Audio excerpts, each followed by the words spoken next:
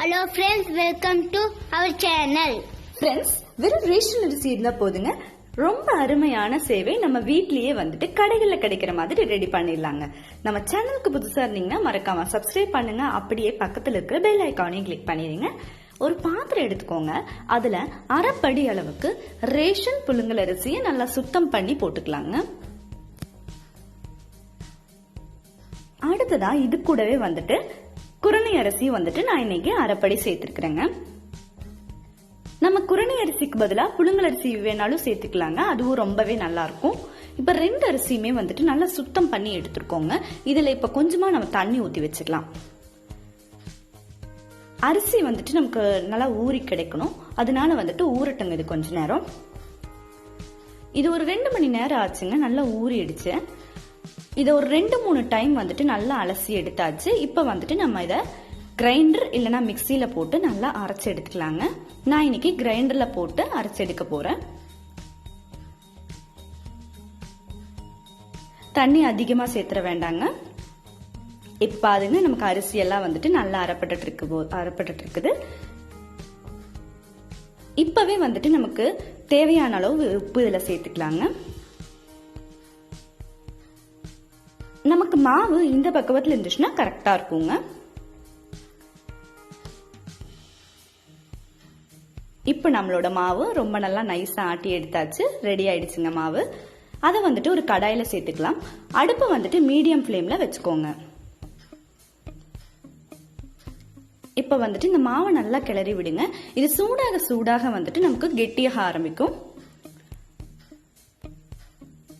நம்ம தேவையான அளவு உப்பு வந்துட்டு அரிசி அரைபடும் போதே வந்துட்டு சேர்த்திருக்கிறோம். அதனால வந்துட்டு இப்ப எதுவுமே சேர்க்க வேண்டியதில்லை.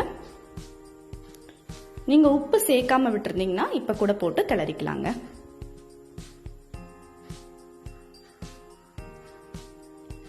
இப்ப வந்துட்டு நமக்கு சேவை செய்யறதுக்கு தேவையான இந்த மரம் ரெடியா இருக்கு.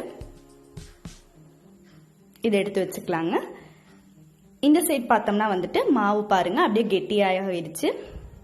இந்த அளவுக்கு கெட்டியாகிற வரைக்கும் போதுங்க. இதை விட கெட்டியாக கூடாது. இந்த பக்குவத்தில் இருக்கிற மாதிரி எடுத்து வச்சுக்கோங்க. ஸ்டவ் ஆஃப் பண்ணிக்கோங்க.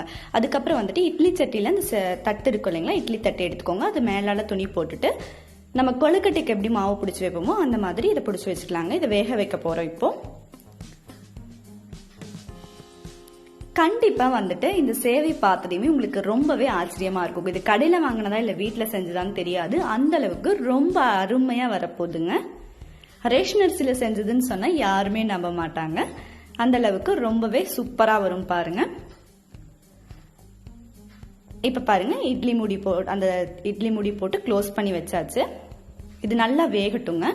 ஒரு 10 நிமிஷம் ஆயிடுச்சு. நல்லாவே வெந்துருச்சு. இப்ப வந்துட்டு இதை எடுத்து நம்ம இந்த மரத்துல வச்சு அப்படியே பிழிய ஆரம்பிக்கணுங்க. இப்ப பாருங்க சூடாதான் இருக்கு. சூடா இருக்கும்போது பிழிஞ்சோம்னா ஈஸியாவே நமக்கு வந்துட்டு சேவை ரெடி ஆயிருங்க. இப்ப பாருங்க அது அப்படியே வந்துட்டு இந்த மரத்தை திருப்பி நம்ம புளிய ஆரம்பிச்சாச்சு. ரொம்பவே அருமையா வருங்க. நம்ம வீட்லயே வந்துட்டு சீக்கிரமே வந்து ரெடி பண்ணிடலாம். அடிக்கடி எல்லாம் வந்துட்டு சேவை நம்ம வீட்டுல செய்ய மாட்டோம். செஞ்சு பாருங்க, ரொம்பவே நல்லா இருக்கும்.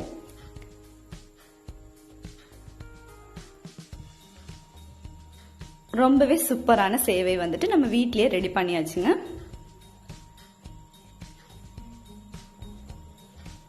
இதே மாதிரியே வந்துட்டு மீதி இருக்கிறதையும் வந்துட்டு இந்த மரத்துல வச்சு நம்ம புழிஞ்சிடலாங்க. இப்ப சேவை ரெடி ஆயிடுச்சு. இதை வாங்க எப்படி தாளிக்கிறதுன்னு பார்த்தரலாம்.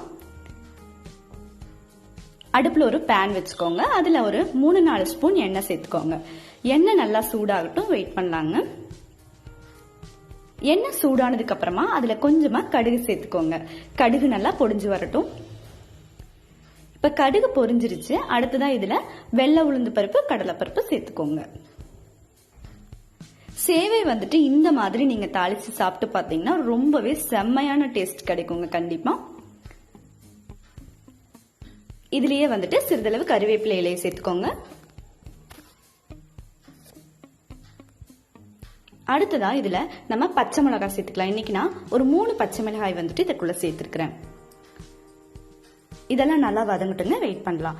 கண்டிப்பா வந்துட்டு இந்த சந்தகை நீங்க ரேஷன் அரிசியில செஞ்சதுன்னு சொன்னா நம்பவே முடியாது, அந்த அளவுக்கு ரொம்பவே சூப்பரா இருக்குங்க. இதுல நான் இன்னைக்கு 2 பெரிய வெங்காயம் சின்ன சின்னதா கட் பண்ணி வச்சிருக்கேன், அதையும் உள்ள சேர்த்துட்டு நல்லா வதக்கி விட்டுறலாங்க.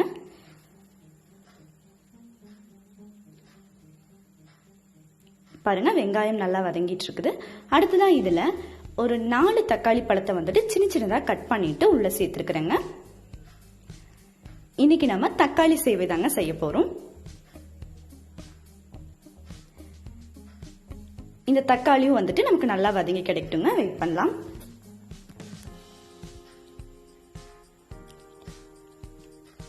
அடுத்ததான் இதுல வந்துட்டு நம்ம தேவையான அளவு உப்பு சேர்த்துக்கலாங்க. நம்ம ஃபர்ஸ்டே வந்துட்டு சந்தகையில் உப்பு சேர்த்துருக்கிறோம், இப்ப கொஞ்சமா மட்டும் உப்பு சேர்த்துக்கோங்க. இதுல 1 ஸ்பூன் மிளகாய் தூள் சேர்த்துக்கலாங்க.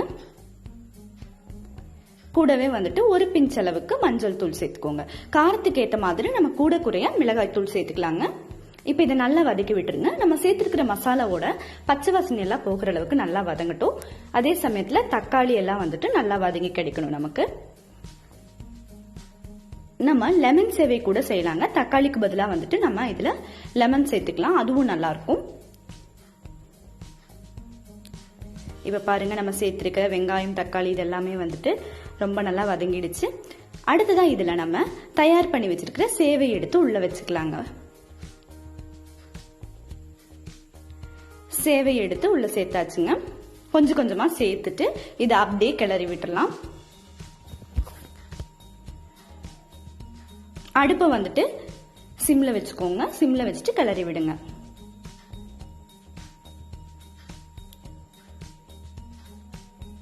கண்டிப்பா வந்துட்டு இந்த சேவை எல்லாத்துக்குமே ரொம்ப ரொம்ப பிடிச்சதா இருக்குங்க.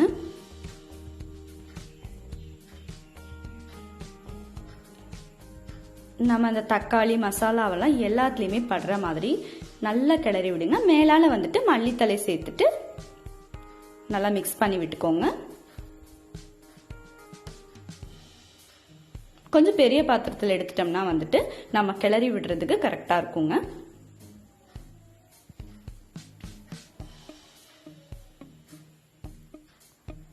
இது வந்துட்டு பார்த்துட்டோம்னா ரேஷன் அரிசியில செஞ்சதுன்னு சொன்னா நம்பவே முடியாது, ரொம்ப பஞ்சு மாதிரி இதாங்க இருக்குங்க. சாப்பிடும் போது அவ்வளவு சூப்பரா இருக்கும். இப்ப வந்துட்டு நமக்கு தக்காளி சேவை ரெடி ஆயிடுச்சு, அதை எப்படியே எடுத்து சாப்பிட வேண்டியதாங்க.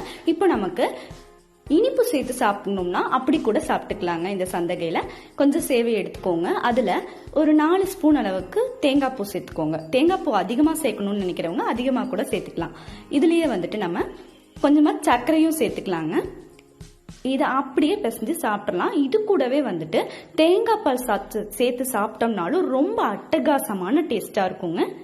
கண்டிப்பா வந்துட்டு மறக்காம இதே மாதிரியே செஞ்சு இந்த வீடியோ பிடிச்சா லைக் பண்ணுங்க, ஷேர் பண்ணுங்க, கமெண்ட் பண்ணுங்க.